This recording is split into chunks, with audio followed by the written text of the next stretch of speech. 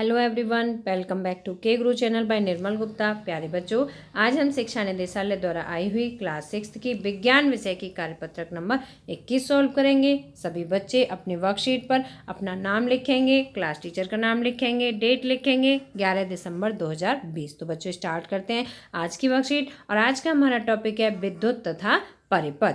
बच्चों, विद्युत का मतलब आप सभी जानते हैं बिजली, और परिपथ का मतलब होता है रास्ता। ठीक है, तो आज हम जानेंगे विद्युत तथा परिपथ के बारे में।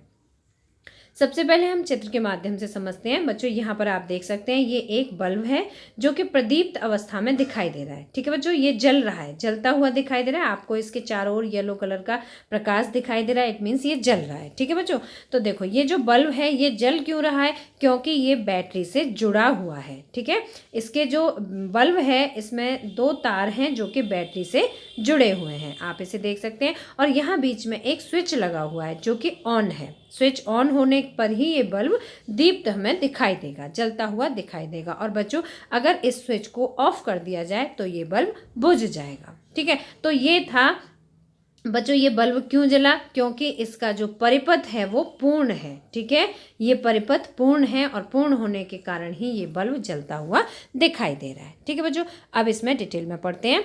विद्युत धारा का अर्थ है विद्युत का प्रवाह। विद्युत धारा का अर्थ क्या होता है? विद्युत का प्रवाह। विद्युत धारा का तार में से प्रवाह सेल के धनात्मक सिरे से ऋणात्मक सिरे की ओर होता है। बच्चों, सेल का धनात्मक सिरा ये है। ठीक है, विद्युत धारा के जो सेल है, सेल के धनात्मक सिरे से ऋणात्मक सिरे की ओर होता है। सेल जो होते हैं बच्चों, ये सेल है मान लीजिए। ठीक है, तो इसका एक सिरा धनात्मक होता है और दूसरा ऋणात्मक होता है। ठीक है, तो विद्युत धारा का तार में से प्रवाह सेल के धनात्मक सिरे से ऋणात्मक सिरे की ओर होता है। जैसे यहाँ से ये विद्युत प्रवाह हो रही है। ठीक है, ये बैटरी से जो है विद्युत प्रवाह हो रही है। ठीक है बच्चों, और ये जो है बल्ब तक पहुँच रही है। इसी विद्युत धारा प्रवाह के कारण ये बल्ब जल रहा है। अब नेक्स्ट देखिए विद्युत परिपथ। विद्युत परिपथ, तो परिपथ क्या होता है? ये जो आपको दिखाई दे रहा है ना बच्चों, ये परिपथ है। परिपथ का मतलब रास्ता। दो टर्मिनलों के बीच विद्युत धारा के संपूर्ण पथ को दर्शाता है। ठीक है, ये दो हैं, दो तारों से जुड़ा होता है ना, कोई भी बल्ब हो या कोई भी चीज़ हो तो वो दो तारों से जुड़ी हुई होती है। अगर दोनों से जुड़ी हुई होती है तो इसका मतलब है कि वो पूर्ण पथ है उसका। विद्युत स्विच, अब देखिए यहाँ पर आप देख सकते हैं ये विद्युत स्विच है। एक सरल युक्ति है जो विद्युत परिपथ को जोड़ या तोड़ सकती है। बच्चों, जोड़ने का मतलब क्या है? जब ये ऑन की कंडीशन में होता है, जब स्विच ऑन होता है तो जो बल्ब है या जो भी विद्युत का आइटम है वो जलता हुआ दिखाई देगा, चलता हुआ दिखेगा, है ना। और उसे तोड़ सकती है। तोड़ने का मतलब है कि अगर इसे ऑफ कर दिया हमने बटन को, है ना, तो जब हम स्विच को ऑफ कर देंगे तो क्या होगा? ये बल्ब बुझ जाएगा। तो जो विद्युत स्विच होता है, ये स्विच है, तो जो विद्युत स्विच होता है ये विद्युत परिपथ को जोड़ या तोड़ सकता है। अब देखिए बच्चों, इसमें बताया गया है विद्युत रोधक और विद्युत चालक के बारे में। तो कौन कौन सी वस्तुएं होती हैं जो कि विद्युत रोधक होती हैं और कौन सी चालक होती हैं? तो वह पदार्थ जो अपने अंदर से विद्युत धारा का प्रवाह नहीं होने देते हैं, है ना, विद्युत धारा को रोक देते हैं, उन्हें क्या कहते हैं? विद्युत रोधक कहते हैं। ठीक है बच्चों, और वह पदार्थ जो अपने अंदर से विद्युत धारा का प्रवाह होने देते हैं उन्हें विद्युत चालक कहते हैं। अब देखिए कुछ उदाहरणों के माध्यम से समझते हैं। तो देखिए विद्युत चालक और विद्युत रोधक। चालक कौन कौन सी चीजें होती हैं? चांदी। ठीक है, चांदी की बनी हुई कोई भी वस्तु हो वो विद्युत चालक होती है। ठीक है, इसी तरह से सोना, तांबा, स्टील और समुद्री पानी।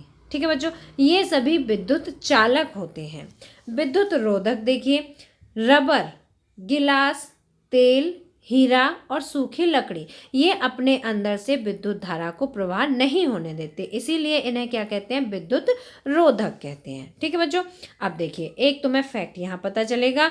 हमारा शरीर, आपका शरीर विद्युत का बहुत अच्छा चालक है। बच्चों, आपको पता है कि अगर हम अपने नंगे हाथों से स्विच को टच करते हैं, है ना, या हमारा हाथ कहीं भी करंट लग सकता है, उससे क्या होता है? करंट लग सकता है हमें। तो करंट क्यों लगता है? क्योंकि हमारा जो शरीर होता है वो विद्युत का चालक होता है ना।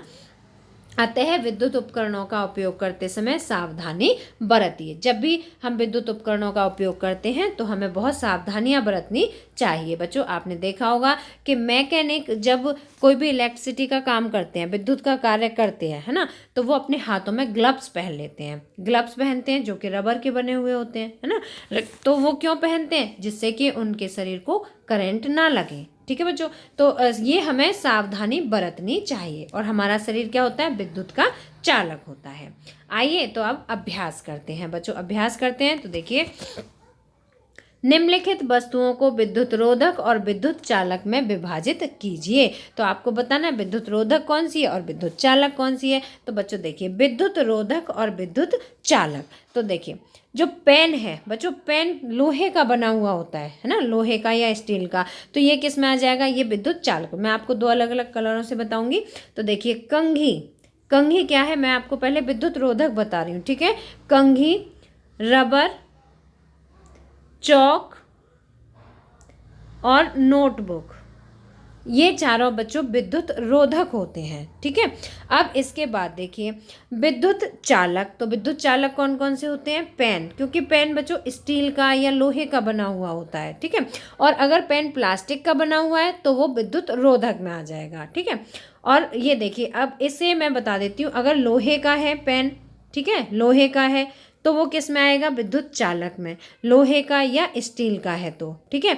और बच्चों, अगर प्लास्टिक का होता है, आपने देखा ना आजकल प्लास्टिक के भी आते हैं, अगर प्लास्टिक का है तो वो किस में आ जाएगा? विद्युत रोधक में आ जाएगा, ठीक है बच्चों। तो ये आपको समझाने के लिए मैंने एक बार लिख दिया है, ठीक है। अब नेक्स्ट देखिए, चाबी। चाबी, चाबी क्या है? विद्युत चालक है ना। चाबी लोहे की बनी होती है, विद्युत चालक है। इसके बाद कील, ठीक है, कील भी विद्युत चालक है। और सेफ्टी पिन, तो सेफ्टी पिन भी विद्युत चालक है, ठीक है बच्चों।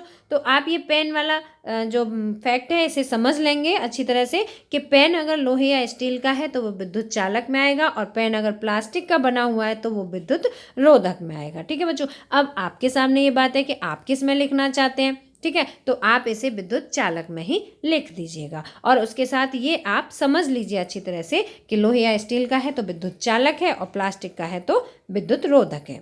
दूसरा प्रश्न पढ़ते हैं बच्चों, विद्युत धारा वाली नंगी तार छूने से झटका लगता है।